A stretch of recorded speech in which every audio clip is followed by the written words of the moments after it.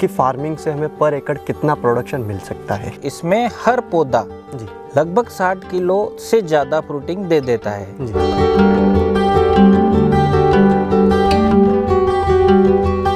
कि हमारे मध्य प्रदेश में लगभग अभी जैसे 15 रुपए के आसपास चल रहा है, इससे पहले 45 रुपए 50 रुपए किलो भी गया।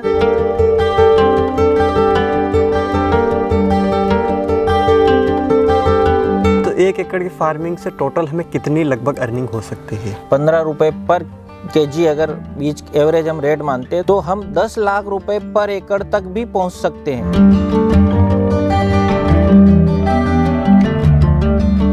किसान भाइयों, आज का वीडियो काफ़ी इंटरेस्टिंग होने वाला है, तो इस वीडियो को पूरा ज़रूर देखिएगा, क्योंकि आज के इस वीडियो में मैं बात कर रहा हूँ पपीता की फार्मिंग के बारे में। पपीता एक ऐसी फसल है जिसकी खेती करके किसान भाई प्रति एकड़ 5 से 10 लाख रुपए तक की इनकम प्रति साल कर सकता है। तो चलिए शुरू करते हैं आज के इस वीडियो को और जानते हैं इसके बारे में डिटेल से। सर, पहले तो आपका वेलकम है हमारे चैनल पर, और सबसे पहले जो किसान भाई आपको देख रहे हैं, थोड़ा सा आप उन्हें अपना परिचय दीजिए। यस, मेरा नाम डॉक्टर विवेक, जहांगीर नर्सरी बराड़ा, नीमच, मध्य प्रदेश से मैं। जी, तो आज के इस वीडियो में जैसे कि हम पपीता के इस फार्म में खड़े हैं, हम पपीता की खेती के बारे में जानना चाहेंगे। तो सबसे पहले तो हम ये जानना चाहेंगे कि पपीता की जो खेती है वो इंडिया में कहाँ कहाँ हम कर सकते हैं?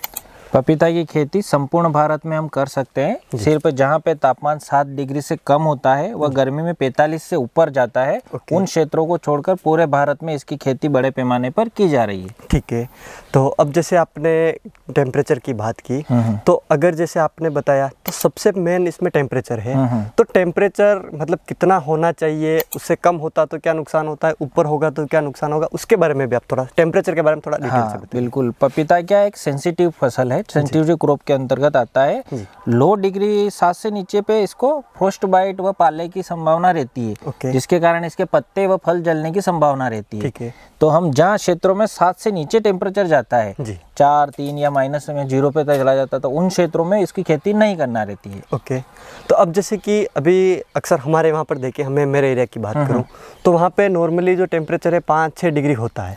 पर सर्दी में कभी कभार ऐसा होता है जहाँ 2-3 दिन या फिर 4 दिन के लिए टेम्परेचर 2 डिग्री 3 डिग्री या फिर 4 डिग्री चला जाता है। तो उस स्थिति में किसान भाई अपनी फसल को कैसे बचा सकता है इस चीज़ से? उस स्थिति में हमें क्या करना होगा कि जब क्लाइमेट अगर 0 डिग्री या 2-3 डिग्री जाना रहता है तो उससे पहले हम सिंचाई करेंगे खेत की। ठीक है, सिंचाई करेंगे, साथ ही हम इसको कुछ स्प्रे रहते हैं उनका स्प्रे का प्रयोग भी करेंगे।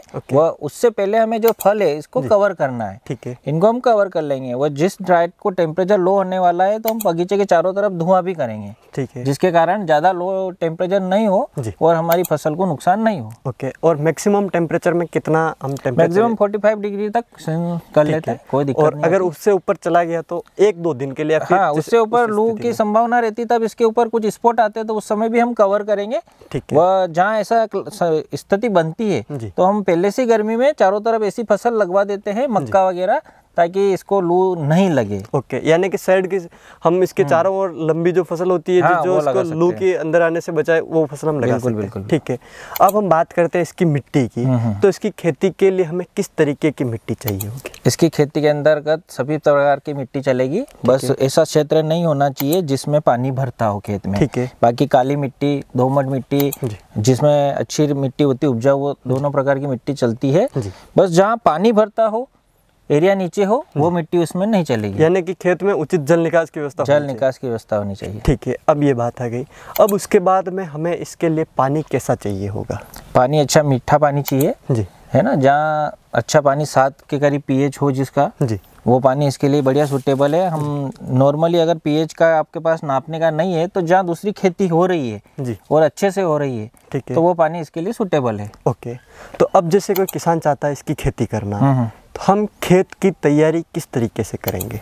खेत की तैयारी सबसे पहले हमें ये देखना होगा कि हमारी मिट्टी में उपजाऊपन हो, जहाँ अन्य खेती हो रही हो, साथ ही जहाँ हम हर हमेशा देखते हैं कि बारिश में पानी का भराव नहीं होता है, वो मिट्टी इसके लिए उपयुक्त है। ठीक है, वो खेत का चयन हम कर लेंगे। उसके बाद में जब जैसे मार्च में बगीचा लगाना है तो उससे पहले हकाई जुताई करके खेत को हम तैयार कर लेंगे। ठीक है, अब जैसे हमारा खेत तैयार हो गया, तो खेत तैयार करते समय हमें इसमें कौन कौन सी खाद वगैरह खेत में देनी होगी? खाद में हमें बेसल डोज के रूप में शुरुआत में जैसे प्रति बीघा या एकड़ के हिसाब से 1 एकड़ के हिसाब से 4 ट्राली देशी खाद देना रहता है, सिंगल सुपर फास्फेट और इंसेक्टिसाइड के रूप में फिब्रोनिल का प्रयोग करना रहेगा, रीजेंट करके आता है। ठीक है। अब जैसे हमारी खेत की तैयारी हुई तो अब हम जैसे प्लांट लगाते हैं, तो सबसे मेन तो एक प्लांट लगाने का सही सीजन कौन सा है, कौन सा सबसे बेस्ट टाइम रहेगा? प्लांट लगाने का सबसे बढ़िया समय मध्य भारत और हमारे उत्तर भारत की तरफ 15 फरवरी से 15 अप्रैल के बीच में एक सबसे बढ़िया राइट टाइम रहता है इसका। ओके। और अक्सर जैसे काफ़ी किसान होते हैं कि जो फरवरी के टाइम में नहीं लगा सकते हैं, और काफ़ी किसानों की सोच होती है कि हम जून जुलाई में लगाएं, तो क्या उस टाइम पे भी किसान सक्सेसफुल इसकी फार्मिंग कर सकते हैं? बिल्कुल, जून जुलाई में भी लगा सकते हैं। अगर आप फरवरी मार्च में अगर आप किसी कारण से रह गया है तो आप जून जुलाई की तरफ भी आ सकते हैं। बस वो मई और जून के बीच में 1 आध महीना जब तेज गर्मी है उस समय पौधे हमारे डैमेज हो गए, तो उस समय को छोड़कर जुलाई की तरफ भी हम जा सकते हैं। ठीक है। अब प्लांट डिस्टेंस की बात करें तो प्लांट की डिस्टेंस इसकी कितनी रहेगी? प्लांट की डिस्टेंस बहुत मायने रखती है। बहुत अच्छा क्वेश्चन है आपका। इसमें 6 बाय 8 से ज़्यादा दूरी रखना है। 8 से 8 रो रखना है और 6 से 6 बीच प्लांट की बीच की दूरी रखना है। ओके। तो अब जैसे इस तरीके से हम लगाते हैं तो 1 बीघा या पर एकड़ में हमारे कितने प्लांट? लगभग 1 बीघा में 400 से 450 प्लांट आएंगे और 1 एकड़ में 800 से 900 के बीच में पौधे आते हैं, अगर 6 बाय 8 की दूरी पे हम लगाते हैं तो। ठीक है। अब जैसे हमारा खेत तैयार हो गया, पौधे हमारे तैयार हैं, तो पौधे हम खेत में लगाएंगे किस तरीके से, क्या मेथड रहेगी? शुरुआत में हमें खेत की हकाई जुताई करके अगर ड्रिप से लगाना है तो 8-8 फीट पे हम बेड बना देंगे। ठीक है ना। बेड बना के ड्रिप लाइन को हम चालू करेंगे, अच्छी प्रकार से नमी आ जाए बेड पे। उसके बाद 6-6 फीट पे हम गड्ढा उसी समय बनाते जाएंगे और प्लांट को नॉर्मली थैली में आता है तो थैली को फाड़ना है और वो मिट्टी का पिन टूटना नहीं चाहिए। और जो 6 इंच का हम गड्ढा बनाते हैं उसमें प्लांट को रख दो। जी।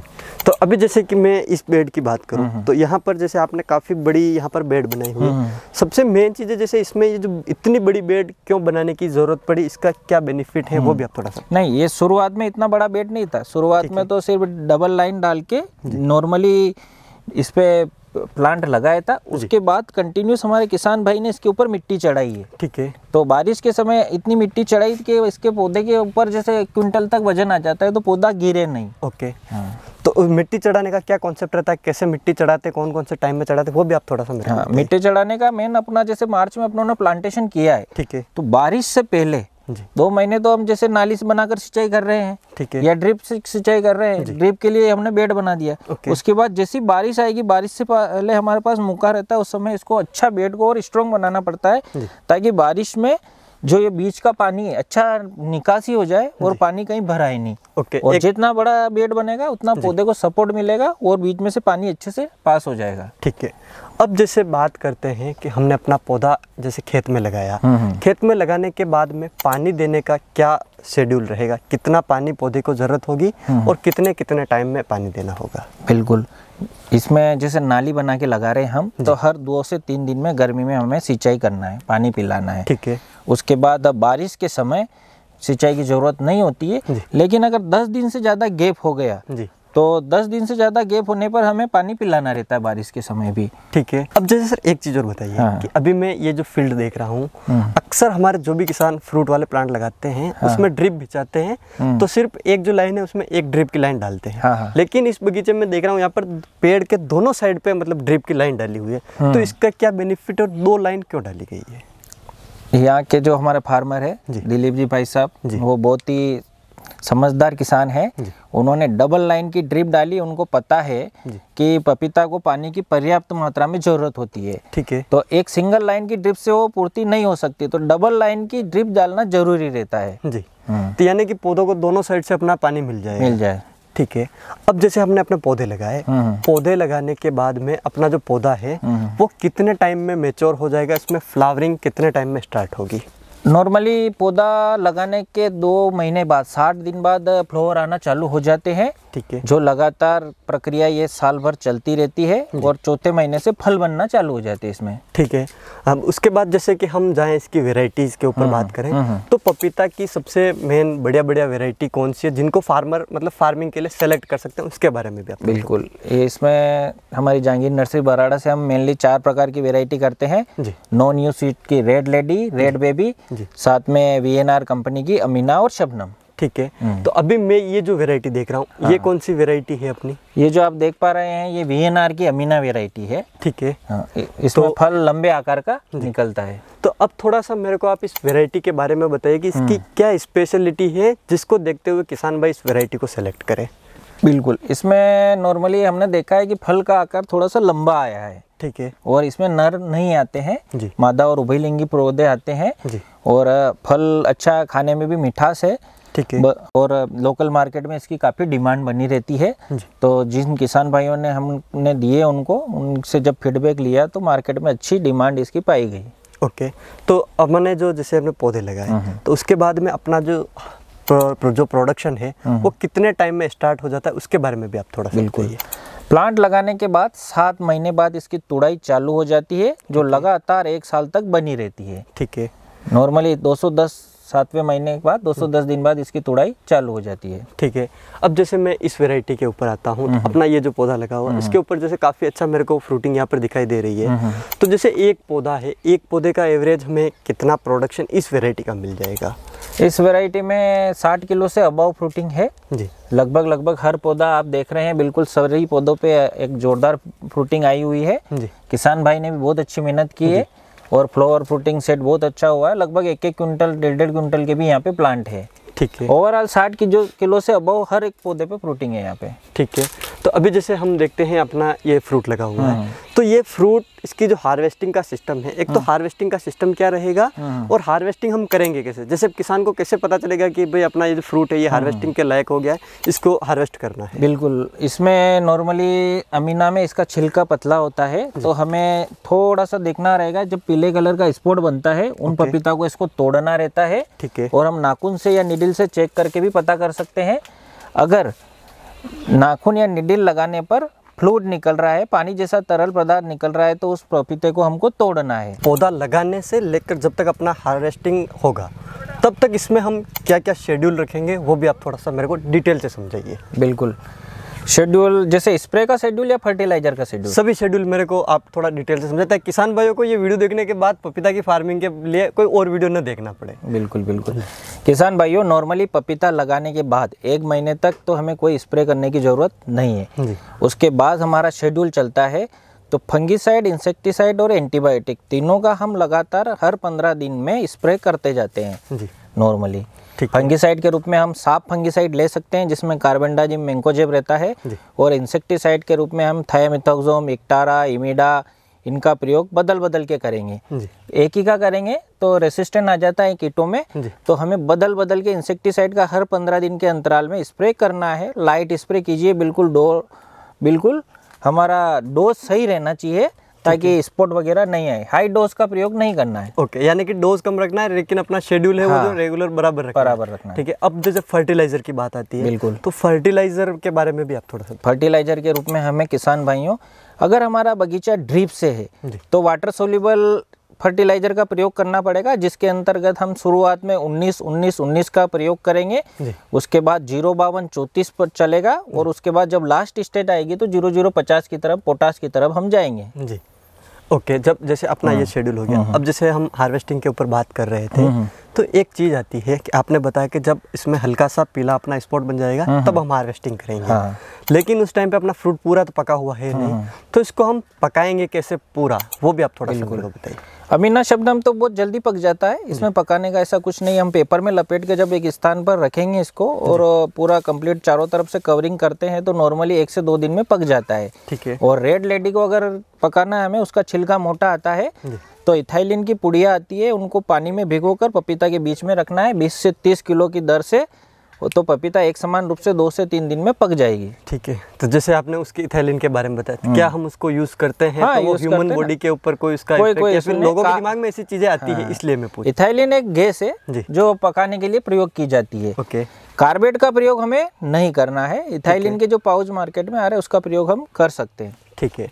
तो अब जैसे ये बात हुई, अब मैं ये जानना चाहूँगा कि पर एकड़ अगर हम प्रोडक्शन पे जाएं तो इसकी फार्मिंग से हमें पर एकड़ कितना प्रोडक्शन मिल सकता है? प्रोडक्शन बिल्कुल किसान भाइयों, इसमें प्रोडक्शन में आपकी मेहनत का और इथिकल प्लांट का अहम रोल रहेगा। तो इसमें हर पौधा लगभग 60 किलो से ज़्यादा फ्रूटिंग दे देता है, अगर हम उसको सही दूरी, सही तरीके से लगा रहे हैं, अच्छी मेहनत कर रहे हैं, फ्लावर ड्रॉप फ्रूट ड्रॉप का ध्यान रख रहे हैं, पूरा हम उसको फर्टिलाइजर स्प्रे का शेड्यूल पूरा फॉलो कर रहे हैं। प्लांट हमने F1 वैरायटी के लिए हैं तो 60 kg से अबव फ्रूटिंग होगी। ठीक है, तो इस हिसाब से मतलब पर एकड़ कितना प्रोडक्शन हो गया हमारा? एक पौधा 1 एकड़ में लगभग 1000 प्लांट आएंगे और 60 kg के हिसाब से आप कैलकुलेट कर सकते हैं। ठीक है, और मार्केट रेट अभी किसानों को क्या मिल रही है? हाँ, मार्केट रेट का ऐसा है कि हमारे मध्य प्रदेश में लगभग अभी जैसे 15 रुपए के आसपास चल रहा है। इससे पहले 45 रुपए 50 रुपए किलो भी गया, अभी 15 चल रहा है। और महाराष्ट्र और गुजरात की तरफ लगभग 8-10 रुपए है। तो भारत में नॉर्थ से साउथ की तरफ अलग अलग राज्य में अलग अलग रेट मिलता है। ठीक है, अभी बिहार में 30 रुपए किलो से ऊपर भी बिक रहा है जी। और महाराष्ट्र की तरफ 8 से 10 रुपए किलो चल रहा है। तो वेरिएशन बहुत आता है रेट का, स्टेट के अनुसार ये चीजें बदलती है। क्योंकि महाराष्ट्र में जो बगीचे लगते हैं या गुजरात में लगते हैं वो 10-10 हजार प्लांट 8-8 हजार प्लांट के रखते हैं और उनका व्यापारियों से अनुबंध भी रहता है। जैसे अभी हमने पता किया तो 9-10 रुपए में वो अनुबंध कर लेते हैं पूरा शुरू से आखिरी तक। और हमारे यहाँ पे हम मंडी में जाके बेचते हैं तो उसमें हमको प्रॉफिट ज़्यादा मिलता है। 15 रुपए से अबव रेट हमेशा मध्य प्रदेश में लगभग मिल जाता है। तो 1 एकड़ की हम फार्मिंग करते हैं। हाँ। तो 1 एकड़ की फार्मिंग से टोटल हमें कितनी लगभग अर्निंग हो सकती है? 1 एकड़ से किसान भाइयों एक प्लांट से गिनते हैं जैसे तो 60 किलो हम एवरेज मान लेते हैं। 15 रुपए पर kg अगर बीच एवरेज हम रेट मानते हैं तो 800-900 रुपए 1000 रुपए का एक प्लांट बन जाता है। और 1000 प्लांट है तो हम 10 लाख रुपए पर एकड़ तक भी पहुंच सकते हैं। हमारे कई किसान भाइयों ने 10 लाख रुपए को भी पार किया है और 5 लाख रुपए तक भी रहे हैं। तो एक एवरेज हम 5 से 10 लाख रुपए के बीच में एवरेज 1 एकड़ से अपना उत्पादन हम कर सकते हैं, कमा सकते हैं। ओके, अब जैसे हम बीमारियों की बात करते हैं पपीता, जैसे आपने स्टार्टिंग में बताया कि काफ़ी सेंसिटिव फसल है। तो इसमें मेन हमें कौन कौन सी बीमारियां किसान भाइयों को देखने को मिलती हैं और उनसे हम कैसे कंट्रोल कर सकते हैं वो भी आप थोड़ा। बीमारियों में हमें जैसे हमने फरवरी मार्च में प्लांट का प्लांटेशन किया तो शुरुआत की अवस्था में जब हम पौधा लगाएंगे तो शुरुआत में रोग आता है जड़ गलन। तो उस समय हमें COC और ह्यूमिक एसिड की ड्रेंचिंग करना रहता है ताकि हमारे पौधों में जड़ गलन नहीं आए। ठीक है, उसके बाद हमें कंटिन्यूस एक निश्चित अंतराल पे फंगीसाइड व इंसेक्टिसाइड का स्प्रे करना है। इंसेक्टिसाइड फंगीसाइड का स्प्रे इसलिए, फंगीसाइड से फंगस जनित रोग नहीं आएंगे क्योंकि पपीता में मुख्य 2 बीमारियां रहती है, एक फंगस और एक वायरस। तो जो वायरस जनित बीमारियां रहती है उसका कारण है व्हाइट फ्लाई और एफिड्स। व्हाइट फ्लाई से लीफ कर्ल वायरस फैलता है और एफिड्स के द्वारा रिंग स्पॉट वायरस फैलता है जो पपीता की एक सबसे बड़ी समस्या है। तो अगर हम सफेद मक्खी का नियंत्रण रखेंगे, सफेद मक्खी का अगर पूर्ण नियंत्रण, एफिड्स का नियंत्रण रखेंगे तो हम वायरस जनित बीमारियों पर काफी हद तक काबू पा सकते हैं। किसान भाइयों, बीमारियों के नियंत्रण के लिए हम केमिकल स्प्रे का प्रयोग तो कर ही रहे हैं, लेकिन अगर हम ऑर्गेनिक की तरफ भी जाना चाहते हैं तो हमें सबसे पहले नीचे न्यूट्रिशन का ध्यान देना होगा। ऑर्गेनिक कंपोस्ट खाद प्रचुर मात्रा में बगीचे में डालें ताकि पौधे की इम्यूनिटी अच्छी रहे।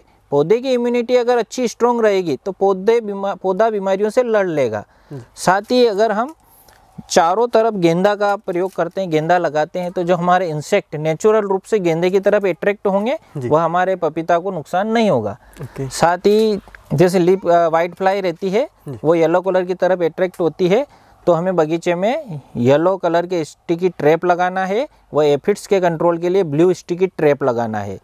वह जैविक में हमें नीम ऑयल का स्प्रे जरूर करना है।